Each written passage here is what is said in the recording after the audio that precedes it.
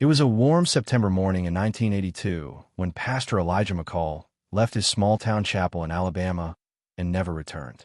His last sermon, remembered by many as eerily peaceful, ended with a soft smile and a closing line that no one paid attention to at the time. "If you ever need to find me, just listen to the silence." He got into his car, waved to the children playing near the church steps, and disappeared down the dusty road that led out of town into nothing. Days passed, then weeks. Police scoured the county, rivers were searched, and helicopters hovered over forests, but there was no sign of Elijah, only questions. His congregation lit candles. His wife refused to change the locks. His Bible was found resting neatly on his desk, open to Psalm 91. But his car, his body, his voice were gone.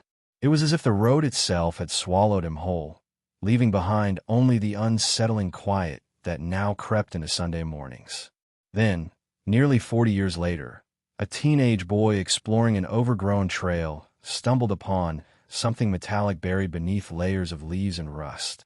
It was the car, Elijah's car, unmoved, unopened, as if sealed in time. Authorities rushed to the scene, cordoning off the area with trembling hands. The trunk had never been searched. The local sheriff, now in his 70s, returned from retirement just to be present when they opened it. Everyone expected bones, but what they found instead rewrote every theory they ever held. Inside was no body, no blood, no trace of violence, only a perfectly preserved black briefcase, sealed and locked. Beside it, a handwritten note in Elijah's distinct cursive, dated the same day he vanished. It read, "If you found this, you're finally ready. But what's inside will not explain me. It will explain you." The room fell silent. No one moved. Because what could possibly be inside a trunk for nearly 4 decades? That tells you more about yourself than about the man who disappeared. This wasn't just the reopening of a cold case. It was the unraveling of something deeper, something that made even the most skeptical officers pause before breathing. What begins as a story of loss quickly shifts into a haunting exploration of purpose, identity, and the kind of truth that only waits for the right moment and the right eyes to reveal itself. And once the trunk is opened, you may never see yourself the same way again. The briefcase was removed with surgical care, as if it might shatter under the weight of history. Officers circled the car like mourners around a forgotten grave. The air was thick, not just with Alabama heat, but with the pressure of something unexplainable. No one spoke as the sheriff held the leather case in both hands. His voice, when it came, was brittle. "We open this together. No press, no noise, no second chances." Inside the station, the case sat on the table for nearly an hour before anyone dared touch the lock. It wasn't fear of what was inside. It was the overwhelming sense that something irreversible would begin the moment it opened. The keyhole was old, rusted, yet somehow untouched. The lock clicked open with unsettling ease, as if it had been waiting all this time. The reading glasses beside the journal were rusted, their frames bent out of shape as if handled often, but with fading strength. The chair, though simple, had the grooves of a man who sat long hours, waiting, reflecting, enduring. The room had no window, no light source, just a sealed door, a cracked pipe, and silence. Whoever locked it had done so with precision, ensuring Elijah would be erased not only from the church above, but from time itself. Word spread quickly, but the town's reaction wasn't immediate outrage. It was shame, an unbearable, creeping awareness that they had prayed above his grave, sung hymns over his tomb, asked for blessings from a pulpit built on buried pain. And through all those years, no one questioned the silence loud enough to shake the dust from the truth.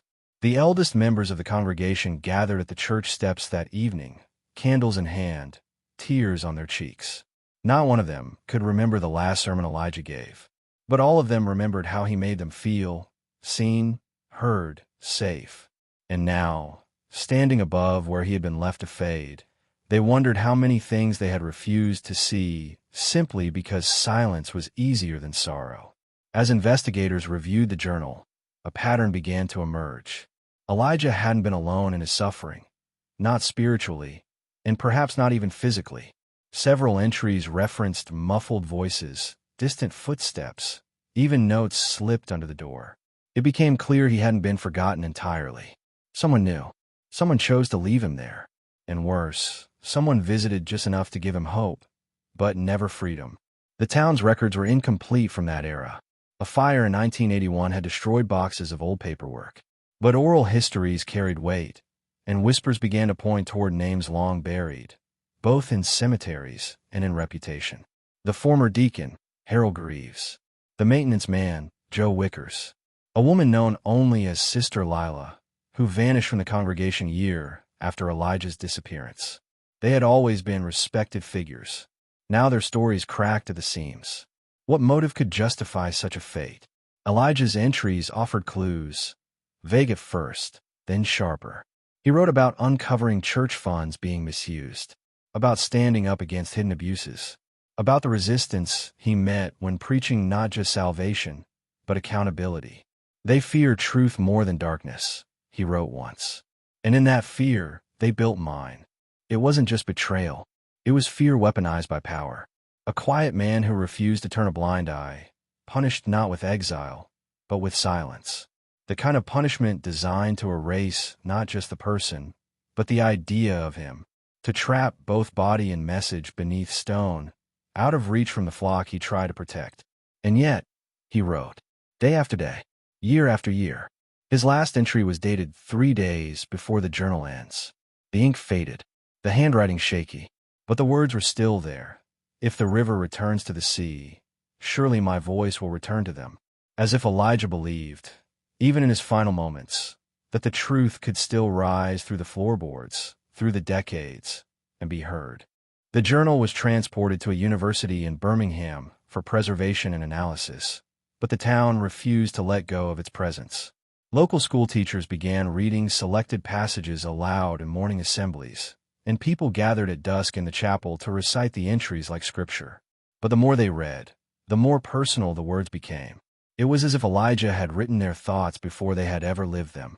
One teenager, silent for most of his life, stood during one of these gatherings and read a passage he claimed he had never seen before. It wasn't in the journal. No one else could find it. But his voice trembled with clarity. Do not fear being forgotten. Fear forgetting yourself in the noise of others. When he finished, the room was silent. And then applause. Not for the boy, but for the return of something deeper, something true. Rumors began to surface that others had started receiving letters, sealed envelopes with no sender, only Elijah's initials in wax. One woman said she found hers tucked in her Bible. Another said it appeared on her doorstep after she admitted to contemplating ending her life. The letters were different for each person, but they all ended the same way. You are not missing. You are simply being called back. Police dismissed these reports as hoaxes, but a few officers weren't so sure. Especially Officer Granger, the rookie who had found the car. He began hearing music at night. Not a song, but a tone, low and constant, almost like a tuning fork humming in his bones. His dreams turned vivid. He saw Elijah standing beside the car, staring not at him, but through him, as if inviting him to remember something he never knew he had forgotten. Granger began journaling too, and when he compared his notes with the original journal, he found something that shook him. Identical phrases, written decades apart. The same symbols, the same cryptic questions, and one chilling repetition across both books. It's not the trunk that held the truth. It's the ones afraid to open it. He no longer felt like a cop. He felt like a pilgrim. As word spread, journalists arrived with cameras, hoping for scandal or answers. But the town offered neither. Interviews turned quiet. Microphones picked up more silence than speech. One reporter described the place as haunted by peace, as if the air carried more truth than anyone could say aloud. They left frustrated, unable to package the story. But the silence lingered in their footage like a whisper that wouldn't let go. Back at the university, the journal resisted analysis. Ink samples didn't age.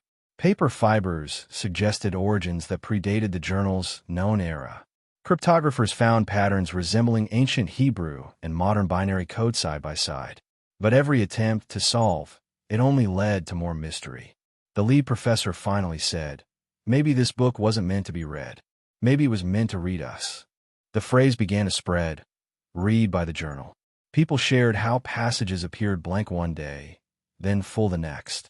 Others claimed the words rearranged themselves when left in moonlight. Skeptics scoffed, but none could disprove the experiences. And quietly, a theory took root. Elijah had not vanished. He had crossed into something we've all felt, but never named: the thin line between presence and disappearance. Some began to believe that the trunk was a metaphor, a sacred symbol for what we lock inside ourselves: regret, faith, guilt, memory. The car, abandoned and buried, became an altar, not of death, but of return. A return to asking, feeling, remembering. And those who dared to come close said they felt warmth near it. Not heat, warmth, as if standing at the edge of something living. And then, someone left a note at the car site and signed. It read. He didn't hide. He listened so deeply he was taken in. No one claimed it. No one removed it. Because deep down, even the most rational among them began to sense the truth. This wasn't just Elijah's story. It was all of ours. And the trunk was never meant to be opened by hands, but by hearts. A few months later, the chapel reopened its doors, not for regular service, but for what the townspeople called listening hours. No sermons, no instruments, just open doors and silence. People came from miles away to sit in the pews, heads bowed, not in prayer, but in presence. Some cried, some smiled, but all of them, when asked why they came, answered the same: because something here is still speaking. Even the skeptics couldn't explain the shift. Crime in town dropped to almost nothing. Relationships once fractured began to mend. Teenagers volunteered to repaint the chapel and the diner. People who hadn't spoken in years were seen laughing together again under the oak trees near the old cemetery. And somehow, without anyone saying it, they all agreed Elijah had returned, not as a body, but as a change in the air. One man, a former atheist professor who once ridiculed Elijah's teachings, returned to town and sat on the chapel steps for 3 days straight. When he finally rose, he said only, "I came here to disprove him." But something disproved me. He left his PhD diploma at the altar, folded carefully inside a copy of the journal he had borrowed. It wasn't a surrender. It was an acknowledgement. In the town's coffee shop, conversations began to revolve around memories that didn't belong to anyone. People claimed to recall Elijah reading verses he had never preached. Others swore they had seen his silhouette in mirrors or reflected in the chapel's stained glass. But no one was frightened. These weren't ghost stories. They were echoes. And the more they were shared, the more real they became. Then came the woman from Louisiana. She arrived quietly, wearing a pale blue coat and holding a letter. She claimed to be Elijah's sister, a fact no one had known. She hadn't spoken to him since 1979, when he told her that God had whispered something too large for words and too heavy for language. She had called him mad. Now, decades later, she had come because of a dream where Elijah said, "It's time to open your trunk now." She stayed at the chapel that night, surrounded by strangers who somehow felt like family. At dawn, she placed the letter at the pulpit. It was dated from 1982, a few days before Elijah disappeared. In it, he wrote of hearing a constant tone, the same frequency Officer Granger later described, and of visions that didn't feel like hallucinations, but like memories of a future that hadn't happened yet. In the letter, Elijah spoke of an overwhelming sense of purpose, not to preach louder, but to listen deeper. "We've taught people to fear silence," he wrote, "but it is in the silence that heaven's doors creak open." He ended the note with one final line: "I am not going to vanish. I am going where words no longer divide." The congregation read the letter aloud, and many wept, not from sorrow, but from the sheer weight of meaning. That evening, the chapel bell rang. No one had touched it. Some believed it was the wind. Others were certain it was Elijah's way of saying, "Now you understand." Regardless, the town no longer needed proof. They had stories, and stories, they realized, carry more truth than facts ever could. For it was not the trunk that revealed Elijah. It was everything people did after it opened. Officer Granger, now visibly aged by the emotional depth of what he'd witnessed, resigned quietly. He left a note on his desk that simply read, "Some calls are louder than sirens. I'm going to follow this one." He was last seen walking toward the trail where Elijah's car had been found, holding a new journal of his own. Whether he ever returned, no one could say, but his name lived on, not in reports but in whispers. And thus, the town learned to live in a new way. Not rushing, not forgetting, but listening deeply, deliberately, and without fear. The kind of listening that doesn't demand answers, but allows space for what is sacred to rise. The kind Elijah once spoke of. And as the years passed, the question changed. It was no longer, why did Elijah disappear? It became, what part of him still lives in me? The town eventually built a small garden around the exact spot where Elijah's car had been discovered. Not a memorial. They were adamant about that. But a living space for reflection. Each stone in the path bore a word taken from the journal. Stillness, belonging, calling, memory. And in the center stood a wooden bench, weathered and untouched by varnish, with no plaque. Just a sense that someone was always about to return. Visitors came from everywhere. Not tourists, but pilgrims. People who had read about the story online or heard it whispered in prayer circles across the country. They didn't ask for directions. They just showed up. Many brought journals. Some brought objects they said no longer belonged to them. Photos, watches, rings. They buried them near the bench, as if letting go of the past made room for something eternal. A young man from Tennessee left behind a voice recorder. He said he had once tried to take his own life, but stopped when a radio station cut to static and played an old sermon from Elijah, a recording no one could trace. That sermon, he said, mentioned his name. Elijah saved me, and I never met him, he whispered before vanishing into the trees. The recorder still plays occasionally, always static, until it doesn't. Stories like these multiplied. A nurse from Colorado found the journal at a used bookstore in Denver with an inscription that read, "Read this when the world grows too loud." A blind man in Ohio claimed he saw light again, just for a moment, when he touched a page of the journal. A child, too young to write, drew pictures of the car, correct to the detail, having never seen it before. And so, belief turned from doctrine into experience. What connected all these people was not faith in a religion, but a memory, a sense they had known Elijah without ever meeting him, as if his disappearance hadn't removed him from the world, but threaded him through it. And the deeper they remembered, the clearer it became. Elijah had not been lost. He had simply become part of the silence we had forgotten how to hear. One evening, lightning struck the edge of the forest behind the chapel. Flames rose quickly, threatening the fragile peace the town had built. But when firefighters arrived, something uncanny happened. The fire burned in a perfect circle around the garden, never touching it. It raged around the perimeter like a halo, then extinguished itself without spreading. Locals said the air smelled like rain and roses. In the ash, they found something new. Another trunk.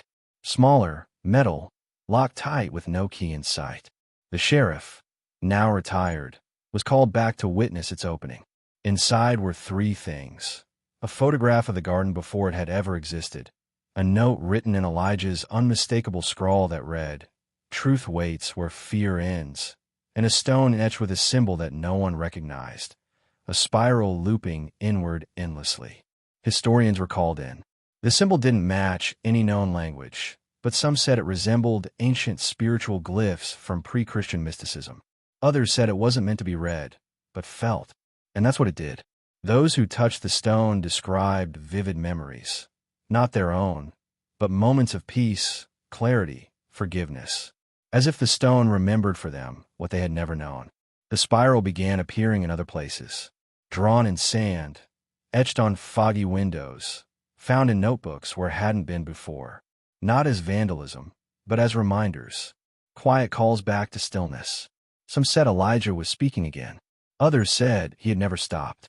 But all agreed that what was once a mystery had become a mirror, showing each person who they were when no one was watching. And so, the trunk that once held a body now held something greater. The proof that mystery, when met with open hands and open hearts, does not destroy us. It delivers us, not to certainty, but to wonder. And in that wonder, something sacred awakens, not just in journals or trunks or firelight, but in us. Months passed. The forest slowly healed from the fire, but but the burned ring remained, not charred but vibrant. Wildflowers bloomed only within its perimeter. Botanists couldn't explain it. The soil hadn't changed. No seeds had been planted. Yet violets, lilies, and white crocuses pushed through the earth in a pattern that mimicked the symbol from the stone, the spiral, looping inward again and again. People began calling it Elijah's bloom. Children laid their prayers there on folded paper cranes. Elders touched the petals and swore they felt warmth, like a heartbeat pulsing gently through the stems. A woman who had been mute for 2 years sang at the edge of the ring, her voice trembling but clear. No one knew the melody. She said it came to her in a dream where a man told her, "Your voice is how I return." Meanwhile, a filmmaker from New York visited the town to make a documentary. But after weeks of filming, he deleted all his footage. Not a single frame felt right. He said the story refused to be captured in pixels. It needed to be lived, not watched. Before leaving, he handed his camera to a teenager sweeping the chapel steps. "Tell the story only if it changes you," he said. "Otherwise, it's just noise." The boy never filmed. Instead, he began writing, not for the internet, not for school, but for himself. His first entry echoed a phrase from Elijah's journal. "The moment you write for silence, the words arrive honest." He showed it to no one. And yet, within weeks, neighbors started quoting phrases he hadn't spoken aloud. They claimed they'd heard it in their dreams, whispered from trees, felt in the wind. Something was moving again. Not everyone accepted it. A group of skeptics from out of town protested near the chapel, demanding explanations, proof, something concrete. But the townspeople offered no arguments. They simply invited the skeptics to sit among the flowers and wait. Most refused. One didn't. She sat for 5 hours, then walked away barefoot, leaving behind a sign that simply read, "There's nothing louder than grace." Back in the archive room of the university, the original journal began to behave strangely. Pages that had yellowed were now white. Margins that had been blank began to fill, slowly, subtly, in handwriting no one could replicate. Experts assumed it was a trick, some sort of chemical reaction, but even their instruments could not detect ink being added. The words just appeared, one by one, always at night, always in silence. These new entries were different, not dated, not even addressed, but they spoke in a voice that felt familiar. Lines like, "You are not behind," "You are being prepared," or "What you've buried doesn't rot, it waits." Scholars couldn't agree whether it was Elijah writing posthumously or something else entirely. But the town didn't ask. They just read. They read with their whole being.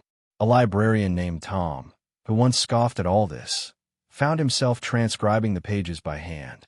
He said he felt compelled, as though the words needed to pass through his fingers to stay alive. When asked if he believed now, he answered, "I believe in the transformation of disbelief." And with that, he became the quiet guardian of Elijah's voice, not to protect it, but to honor its unfolding. The spiral symbol began showing up in other towns, drawn by children who'd never heard the story, carved into benches, even broadcast once in the static of an old radio transmission in another state. These weren't coincidences anymore. They were invitations, whispered reminders that something deep and ancient was waking, not in one place, but in every soul willing to make space for wonder. And so, the story that began with a missing pastor and an unopened trunk had become something else entirely. Not a mystery to solve, but a path to walk. A path with no map. Only markers, petals, symbols, dreams, and stories. Always stories. Because in the end, Elijah had not disappeared into the unknown. He had become part of the knowing we carry but forget, until something sacred calls it back. It was during the first snow of the season that the chapel's old organ began playing again, though no one had touched it in years. The tune was soft, almost hesitant, like a memory learning how to speak. Those who heard it said it wasn't just music, it was recognition, as if the air itself remembered a kindness, a prayer once whispered and now returned to melody. That night, the town gathered in silence. No announcements were made, yet pews were full. Some wept without knowing why. Others simply closed their eyes and let the chords wash over them. There was no sermon, no service, only presence, as if Elijah himself were there again, not as a man, but as a sound filling the space between heartbeats. One child, no older than 7, walked to the pulpit and placed a small note at its base. It read, "I wasn't alive when he was here, but I think he hears me anyway." No one taught her those words, and yet they carried the weight of truth deeper than theology. She didn't speak again that night, but she sat on the first pew, smiling, as if she had been waiting her whole life for this music. Afterward, an elderly man stood outside the chapel, snow gathering on his shoulders. He had never spoken of his past, never once entered the chapel before. But that evening, he whispered, "I knew Elijah. He saved my son, and I never said thank you." With that, he vanished into the night, leaving behind a photo of a young boy holding a paper dove, dated 1981. The photo was framed and placed on the organ the next morning. No name, no plaque, just a small inscription etched into the glass. He listened. From then on, the organ never played on command, only on nights when someone was ready to let go of something too heavy to carry. And when it did, the entire town listened, not just with ears, but with memory. A year after the organ first played, a letter arrived at the chapel addressed to no one. The handwriting was shaky, the envelope old, yellowed. Inside was a single sheet of paper, signed by someone named Miriam. In it, she wrote, "He left something with me before he vanished. I think it's time you saw it." Attached was a photograph of a locked box, buried beneath a tree with roots like reaching hands. The box was found 2 weeks later, beneath the oldest oak in the forest, a tree Elijah often sat under before his disappearance. Inside were tapes, cassette recordings labeled only by dates, ranging from 1980 to 1982. No one had a player, but the town found one. And when they pressed play, a voice filled the room. Calm, gentle, unmistakably Elijah. But it wasn't sermons. It was conversations, quiet talks with strangers, with friends, with those on the brink of giving up. Each tape contained an active presence, moments where Elijah didn't preach, didn't instruct, just listened. Sometimes he offered a single word in response, sometimes none at all. Yet each voice on the tape ended with one thing in common: laughter, even through tears. A psychologist who analyzed the tapes later said, "It's not therapy. It's something older, something sacred." He wasn't fixing people. He was witnessing them. And in a world where most are desperate to be heard, Elijah had become a mirror that reflected back the dignity they thought they'd lost. The tapes, once hidden, now played weekly in the chapel, always to a full room. And as the final tape ended, the one recorded the night before Elijah disappeared, his last words were clear, unwavering. "If they ever find the trunk, tell them not to search for me in it. Tell them to search for each other." In that moment, no one cried. They simply sat in awe, because what had once been an ending now felt unmistakably like a beginning. Word of the tapes spread far beyond the town. People from different countries wrote letters, asking for copies. But the townspeople refused to digitize them, not out of secrecy, but out of sacredness. "You don't stream a miracle," one elder said. "You sit with it. You feel its breath." Instead, they welcomed anyone willing to travel. And so, every week, strangers arrived, not as tourists, but as seekers. One woman came all the way from South Africa. She had never met Elijah, never even heard of him until a dream led her to the name. She didn't speak English well, but when she heard one particular recording, a conversation about grief, she fell to her knees and said only, "This is my language." No one asked for details. They simply sat beside her, as Elijah once had, in silence. It became clear that the tapes were more than memories. They were living echoes. When someone pressed play, the room didn't just hear Elijah, it remembered itself. And in a world obsessed with volume and noise, the tapes taught stillness.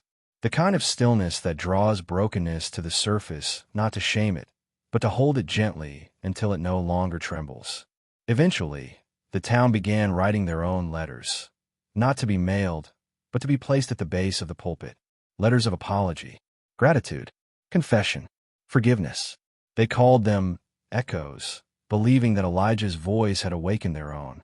And every Sunday, someone would read one aloud, chosen at random.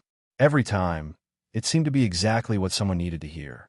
There was no longer a need for sermons, no need for structure. What had once been a chapel now felt more like a hearth, a place where stories gathered to warm the soul. And in that warmth, people remembered what it meant to be seen without performance, loved without condition, and heard without having to raise their voices. It was not a revival. It was a return. Then came the journal's final page, or what had once been the final page. For decades, it had been blank. But one morning, it held a single line in Elijah's familiar handwriting. The trunk was not meant to hold remains. It was meant to break open what we buried alive. Beneath the words, a date appeared, the very day the car had been discovered, as if Elijah had always known. This revelation stirred something in the town. People began revisiting their own trunks, the places in their lives where sorrow had been sealed and silence mistaken for safety. Some opened old letters never sent. Others made long-postponed phone calls. One man returned a library book he had stolen as a child, with tears in his eyes. It wasn't about the book. It was about coming clean. A counselor who visited the chapel said the town had become a rare place of emotional exhumation, where instead of hiding their pain, people laid it bare, not to wallow, but to watch it dissolve in the presence of grace. No one judged. No one fixed.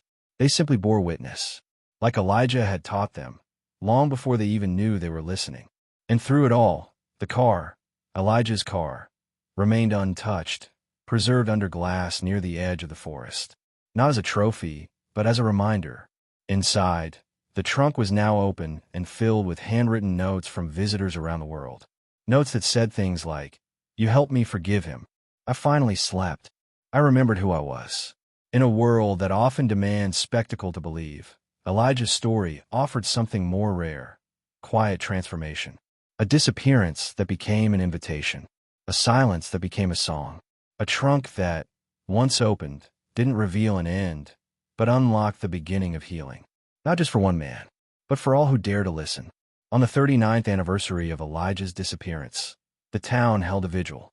No speeches, no microphones, only candles. Hundreds gathered at dusk, their flames lighting up the chapel grounds like constellations scattered across the earth. And at the center of it all, the trunk sat open, overflowing with letters from around the world, as if grief and hope had found a common resting place. A soft rain began to fall, but no one moved. Instead, they tilted their faces upward, letting the water mix with their tears. It was as though nature itself had chosen to mourn and cleanse in the same breath. A child whispered, "He's not gone. He just walks differently now." No one corrected her. In fact, they believed her, because there was nothing left to prove, only things to feel. Later that night, a group of teenagers wandered into the woods, guided by a strange humming sound. They followed it deep into the trees, until they came upon a clearing none of them had seen before, and in it, a circle of stones, each marked with initials. They realized the initials matched names from a journal. People Elijah had spoken with. People he had seen, witnessed, loved. One stone bore no letters, only the spiral symbol, the same one that had appeared on the chapel floor. The flowers, the pages. They didn't speak. They sat. And when they returned, they said nothing of what happened in that clearing. But one of them stopped stuttering the next day. Another forgave his father. A third began drawing spirals in every corner of his notebooks. Stories of that clearing spread like the wind, untouchable, unverifiable, yet deeply believed. It became known simply as the Circle, and those who found it never claimed to be changed. They only smiled more, wept more freely, and touched others with gentleness that seemed borrowed from something beyond understanding. As if Elijah had left behind more than memories. As if he had left behind a way. Not long after, the town received a visit from a woman claiming to be Elijah's sister. No one had known he had family. She arrived quietly, no fanfare, holding only a worn satchel and a folded map. She asked to see the trunk. When she did, she wept, not out of sorrow, but with the aching joy of reunion long delayed. He said this day would come, she whispered. She explained that Elijah had written to her a week before he vanished. The letter wasn't fearful. It was full of anticipation, as if he were preparing to walk into something he couldn't explain but deeply trusted. He mentioned a silence he needed to enter, a silence that would ripple wider than any sermon. a silence that could only be broken by those willing to listen without needing to speak. Inside her satchel, she carried the original key to the trunk. It had never been used. She placed it on the chapel altar, saying only, "Some locks aren't meant to be opened. They're meant to be surrendered." From that moment forward, the key was never moved. Visitors would touch it gently, as though it held something sacred. Not a secret, but a kind of peace. The woman stayed for 1 week. During that time, she read the journal, listened to the tapes, walked the forest trails Elijah once wandered. She spoke little, but when she did, people felt as though Elijah was speaking through her. Not in a mystical sense, but in the tone, the patience, the gentle cadence of her voice. As if DNA carried more than biology, as if it remembered compassion. Before she left, she planted a tree next to the chapel, a weeping willow. She called it the listening tree. And as the first leaves sprouted months later, children began saying it whispered back when spoken to. Adults dismissed it, but when alone, they too leaned in close. And more than a few swore they heard a voice, soft, kind, and unmistakably familiar, saying, "I never left." Years passed, but the story of Elijah never faded. It only deepened, like a melody that lingers long after the last note. Generations grew up hearing whispers of his kindness, his silences, his vanishing. But what surprised everyone was not how long the town remembered him, but how new people kept arriving, drawn not by flyers or fame, but by something unspoken. One man traveled from Japan after finding a scrap of the journal's translation in a used bookstore. He didn't speak the language well, but brought a bundle of origami cranes, exactly 108. He laid them silently at the base of the listening tree, bowed deeply, and wept. When asked why he came, he simply said, "He heard me before I even spoke." Another visitor, a nurse from Brazil, had never believed in anything spiritual. But she said the dream kept coming, of a car under the trees, a man disappearing into light, and a voice saying, "You're not alone." She came searching for logic. She left holding a small, handwritten note that had been left in the chapel. "Even doubt belongs here." It was unsigned. She smiled through tears. Each visitor added something: a candle, a drawing, a confession. But most often, they left letters they didn't need returned, only received. The town began collecting them, binding them into volumes called the trunk letters. And as the collection grew, so did the understanding. This wasn't just a story about Elijah. It was a mirror reflecting the soul of every person who had ever felt unseen. And somehow, without ever meaning to, Elijah had built something eternal. Not a monument, but a movement. Not a doctrine, but a dwelling place for the invisible, the grieving, the searching. What began with a disappearance had become a gathering. What was once a trunk now opened into an altar. And what had once been lost had led thousands home. The town eventually built a small library beside the chapel, but not one filled with books in the traditional sense. Instead, it held the recorded voices of visitors, their stories told in quiet booths where they could speak freely, anonymously, and be heard. It was called the Echo Room, and it was always full. People didn't come to find answers. They came to find themselves. A young boy who had never spoken a full sentence recorded his first words there: "I feel safe now." A widow told the story of her husband's final moments, which she had kept buried for 20 years. A father, once estranged from his daughter, came to say the words he could never bring himself to say in person. In each voice, there was trembling. In each story, a release. The recordings were never broadcast. They were preserved only as vibrations, as if even the building itself carried the weight of those moments. Some said the walls grew warmer as more voices filled them. Others claimed the scent of jasmine would appear after a particularly powerful confession. No one investigated. They simply honored the mystery. One day, the town received a letter from a group of monks in Tibet. They had heard of Elijah through a wandering traveler. Inside the envelope was a prayer flag with a hand-stitched phrase: "Silence is the loudest language of the soul." It was hung above the Echo Room door, and from that day forward, everyone who entered paused before crossing the threshold, as if stepping into sacred ground. And still, the car remained, weathered, untouched, resting in its glass enclosure under the trees. But now, People no longer came to see the car. They came to feel what it represented. Not mystery, not closure, but continuity. A reminder that some trunks, when opened, don't reveal endings. They release beginnings waiting in the dark, yearning to breathe. Decades after Elijah's disappearance, no new evidence had ever surfaced. No sightings, no remains, no confessions. And yet, no one in the town believed he was truly gone. Not in the traditional sense. His presence had woven itself into the fabric of the place, into how people greeted one another, how they listened, how they paused before responding, as if he had become less of a man and more of a memory that walks. A child once asked her grandfather, "Where did Elijah go?" The old man smiled and pointed to her chest. "Right there," he said, "where your heart stops racing when someone finally understands you." That became the town's quiet gospel, a belief that Elijah didn't die. He dissolved into meaning. And meaning, as they had come to learn, could outlive everything. A sculpture was eventually created, not of Elijah, but of a pair of open hands, cast in bronze, emerging from stone. It stood beside the trunk. On its base were etched the words from his final journal page. The trunk was not meant to hold remains. It was meant to break open what we buried alive. People began placing small items in the hands: feathers, stones, names on folded paper. One visitor brought a wedding ring she had never worn, left behind by a fiancé who vanished before their wedding day.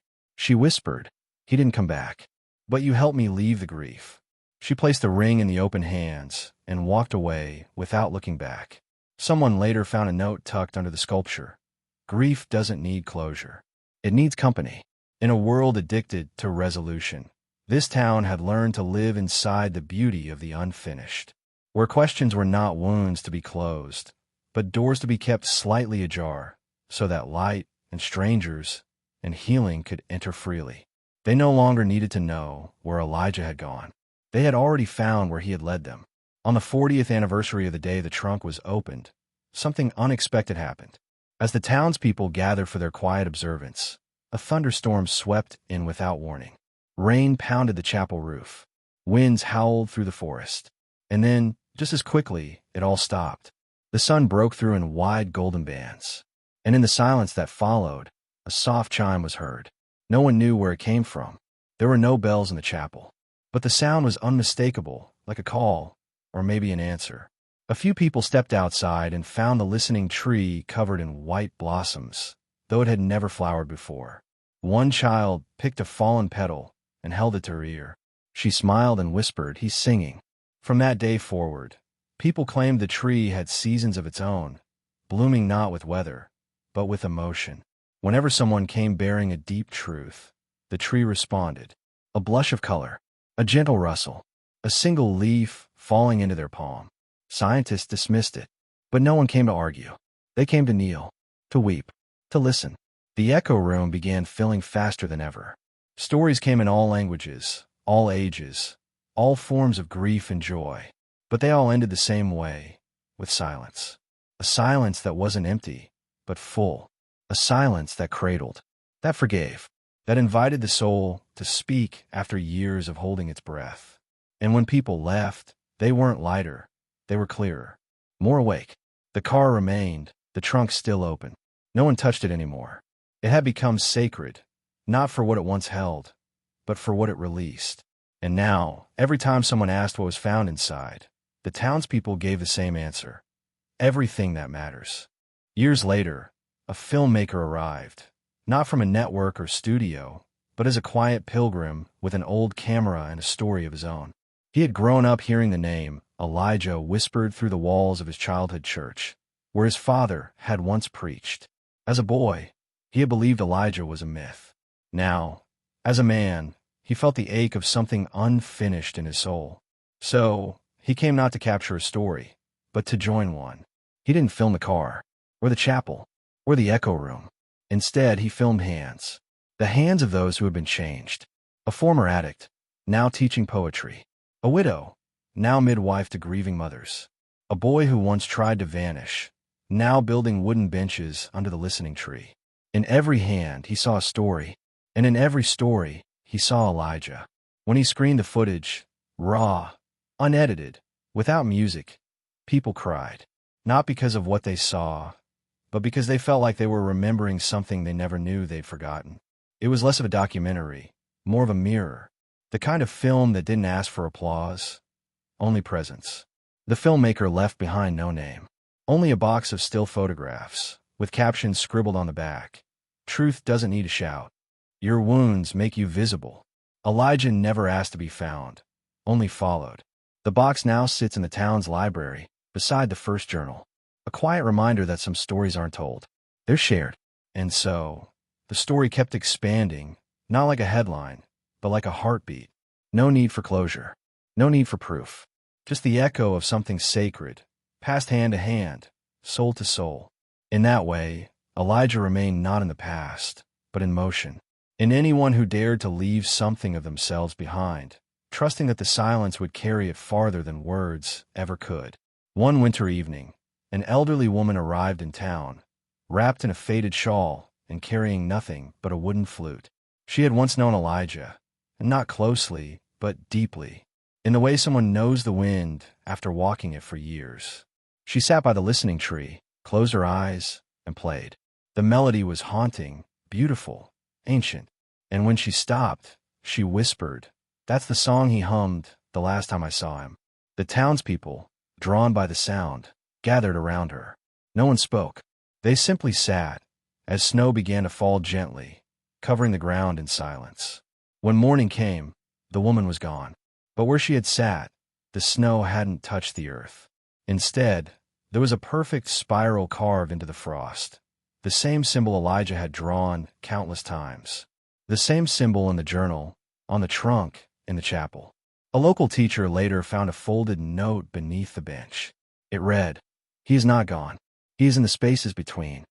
That phrase began appearing everywhere, in margins of notebooks, scratched into candle holders, etched in a tree bark by young lovers and old friends. It became the town's quiet anthem, not shouted from rooftops, but whispered in partings, prayers, and poems. The children in the town began a tradition. Each spring, they would draw spirals in the dirt before planting seeds. They said it helped the flowers grow with soul. Elders didn't correct them. In fact, they joined. And by summer, those gardens bloomed more wildly than any in memory. Some said it was the soil. Others said it was Elijah. But most simply said, it's love that never needed a name.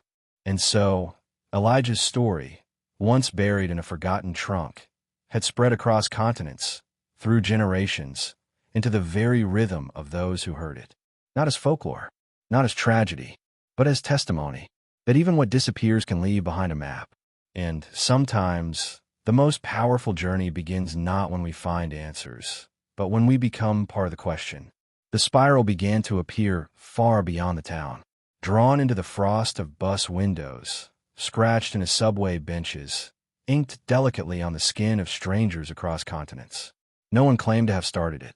Yet everyone who saw it seemed to feel something stir inside, like a memory too quiet for language, too sacred for explanation. A symbol that didn't ask to be understood, only felt. In Rome, a street violinist tucked a spiral-shaped charm inside her case after playing a haunting tune she said came to her in a dream. In Cape Town, a poet left a spiral painted on a rooftop, visible only from above, along with the words, "The sound of someone listening." And in a school in rural Argentina, a teacher began each day by drawing a spiral on the chalkboard and asking her students, "What are we not saying today that still wants to be heard?" This silent echo, born of a single life and a single loss, began to shape a new kind of language, one not built of definitions, but of directions. It didn't point to a person or a place. It pointed inward, and then beyond. It reminded those who encountered it that sometimes the missing aren't gone. They're simply waiting for us in the places we're too afraid to look. Our grief, our wonder, our own capacity to stay. Meanwhile, the chapel continued to receive letters, some from people who had never even heard Elijah's name, but somehow found themselves writing to someone. These letters spoke of forgiveness long delayed, of hope rekindled, of pain finally spoken. They were not addressed to a person, but to a presence. And that was enough. No one knew how long it would last. No one tried to define it. They simply let it be, like a river that chose its own path, like a wind that whispered without warning, like love, the kind that leaves no proof, yet changes everything it touches. One afternoon, a boy no older than 8 wandered into the chapel. He was barefoot, with a backpack made from an old flour sack. He didn't speak, but walked to the altar and stood silently for several minutes. Then he pulled from his bag a small wooden carving, a trunk, complete with a spiral etched into its lid, and placed it gently at the altar's edge before turning and leaving without a word. A few days later, someone opened the tiny wooden trunk. Inside was a single object, a folded paper star, glowing faintly with flecks of gold. Written on one tip were 5 words in a child's handwriting. He was never really missing. No one knew the boy. No one saw him again. But those who were present felt something unmistakable, as if the story had reached its quiet crescendo. The carving was placed beneath the sculpture of the open hands, where it remained untouched.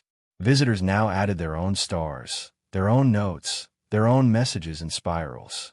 What began as a mystery had become a mosaic, a tapestry of countless voices, stitched together not by facts, but by feeling, by resonance, by a truth too vast to hold in any single retelling.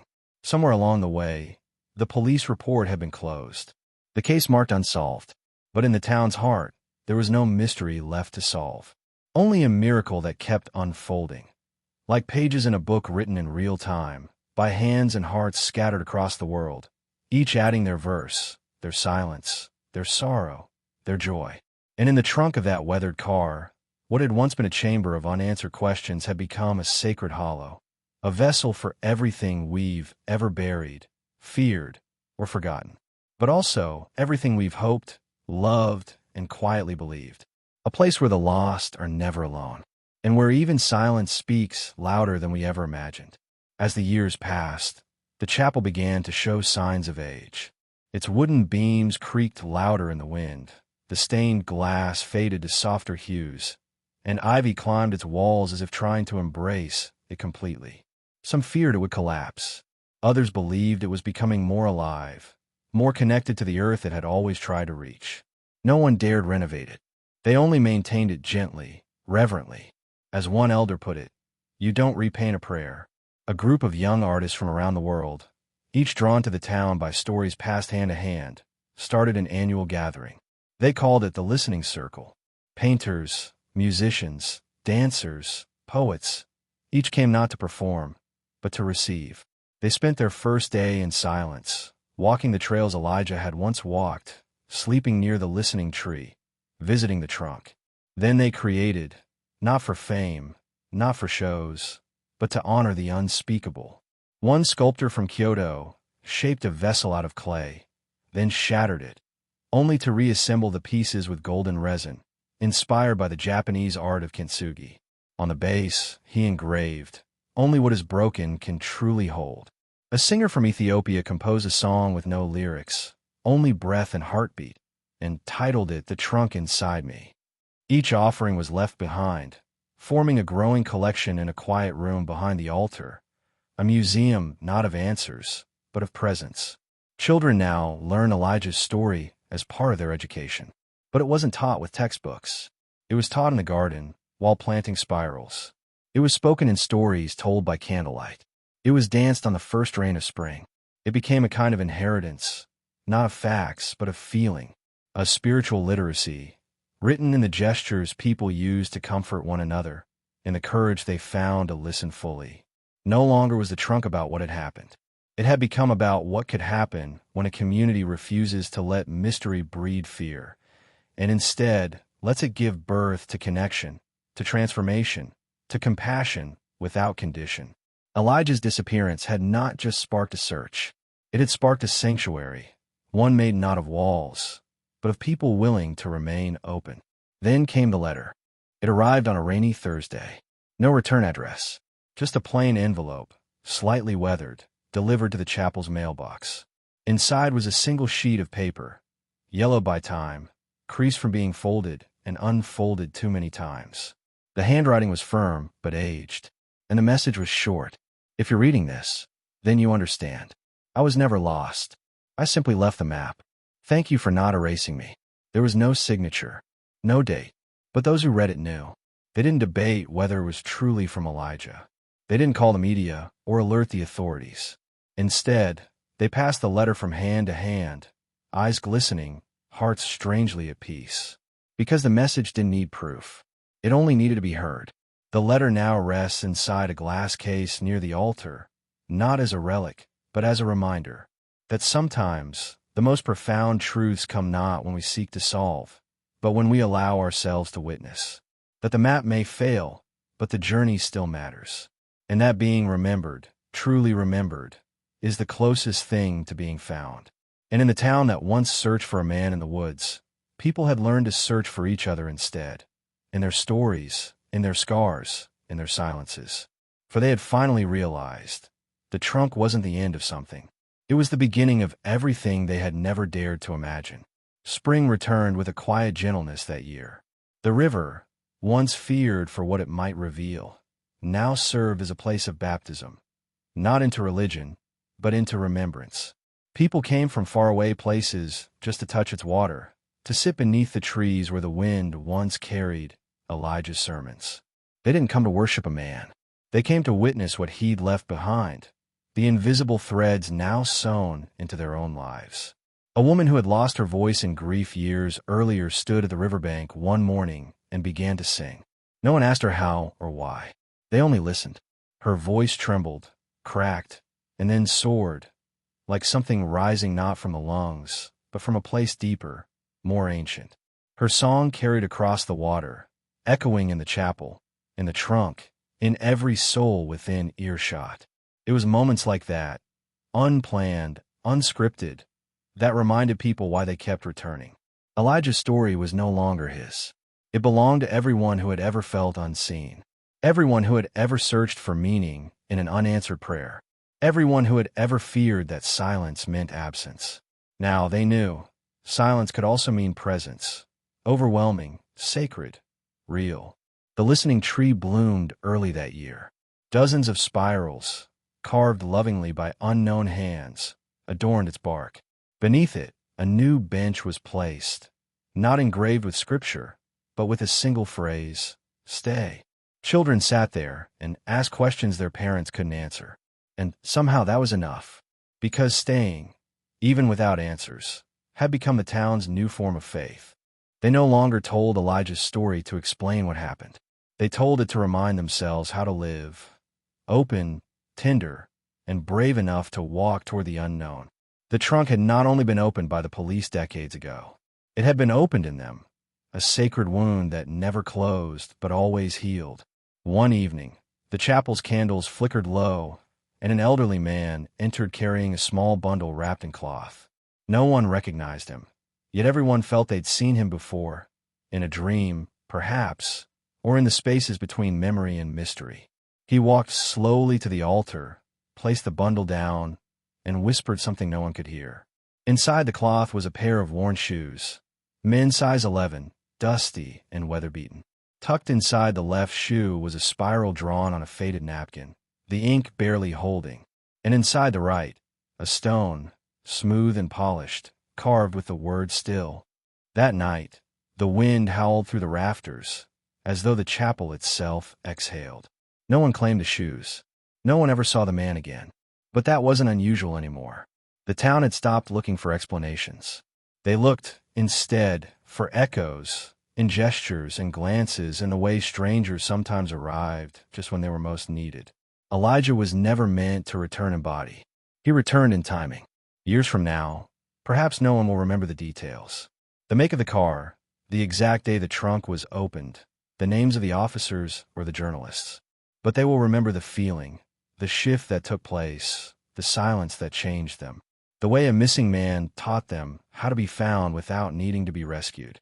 And as long as someone draws a spiral in the dirt, or listens deeply beneath the surface of words, or opens their heart to the possibility that absence might be holy, Elijah's story will continue, not as a chapter in history, but as a living presence.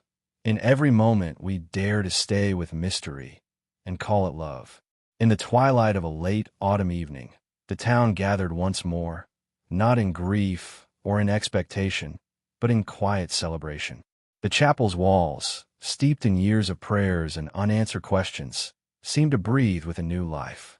Children held hands in circles, elders exchanged knowing smiles, and visitors, many of whom had never met Elijah, felt a presence so palpable it whispered to their souls.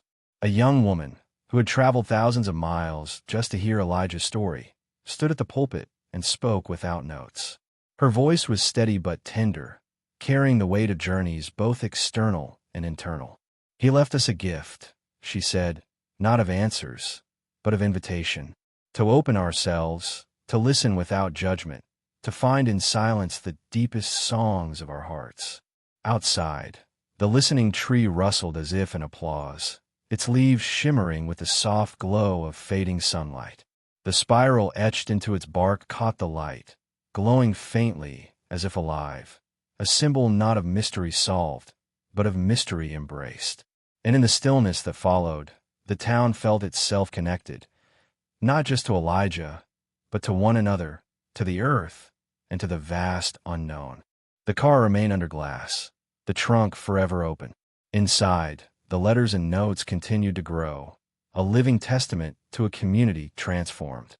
It was no longer just Elijah's story, but a collective story, one woven through every whispered secret, every shared sorrow, every quiet act of grace.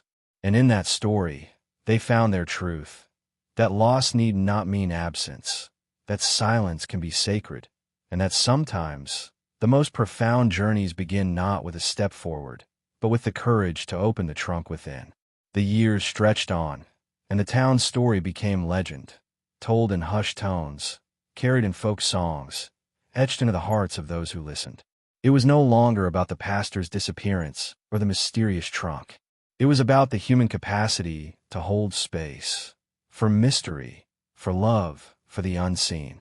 Every spring, children gathered beneath the listening tree to plant new spirals in the garden's earth, their hands digging deep, not just into soil, but into the fabric of remembrance. Elders told stories of the man who never really left, reminding all who would listen that some presences transcend time and form. The chapel stood quietly, no longer a place of mourning, but a sanctuary of becoming, where questions were welcomed, silence honored, and every heart invited to sing its own unspoken song. Elijah's voice, once lost, had become a chorus, an eternal invitation to open, to listen, and to be found. And as long as there are trunks unopened, stories untold, and silences waiting to be heard, his journey continues, carried in the breath of the earth, the rhythm of our hearts, and the space between the words we dare not say. Because sometimes, the most profound truth is not found in the answers we seek, but in the courage to listen deeply enough to be changed. What began as the mysterious disappearance of one man has unfolded into a timeless journey about presence, memory, and the courage to listen. Elijah's story is not just about loss. It is about the spaces we all carry within us, the trunks we keep locked tight, and the moments when we find the strength to open them. Through silence, through absence, we discover a deeper kind of connection that speaks louder than words ever could. Throughout this story, we've seen that truth is often not a destination, but a process, a gradual unwrapping of our fears, hopes, and forgotten dreams. It reminds us that sometimes the most profound transformations happen not in grand gestures, but in quiet moments of openness. The legacy Elijah left behind is an invitation to sit with mystery, to welcome uncertainty, and to find peace in the unspoken. As you let this story settle in your heart, consider what trunks you might still carry. What parts of yourself are waiting patiently for attention, for acceptance, for release? The journey Elijah began asks us all to become listeners to the silence around us and to the still, small voices within. Because in listening, we not only find others, we find ourselves. If this story touched something inside you, know that you are part of this unfolding narrative.